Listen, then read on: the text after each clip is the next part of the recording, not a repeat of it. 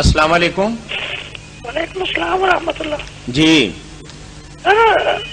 ہمارے مذہب میں امام ہے وہ یزید پلید لعین کو حق پہ کہتا ہے, امام صاحب کو باغی کہتا ہے.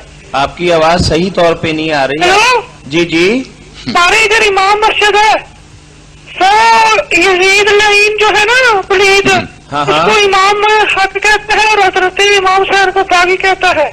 اس کے پیچھے نماز پڑھنی یا سپارہ پڑھنا اس سے جائز ہے؟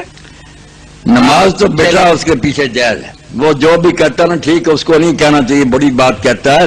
حضرت امام حسین کا مرتبہ کجا, وہ جنت کے جوانوں کے سردار ہیں. یزید جو بھی کچھ ہے ان کے پائے کا نہیں, نہ کسی عالم نے اس کو اس درجے کا مانا. باقی نماز کی کوئی بات نہیں. اگر وہ بیچارہ یہی سمجھے بیٹھا کہ وہ سچا ہے تو بات غلط ہے, مگر اس سے نماز نہیں, اس سے پیچھے نہ پڑھنے کا کوئی جواب پیدا.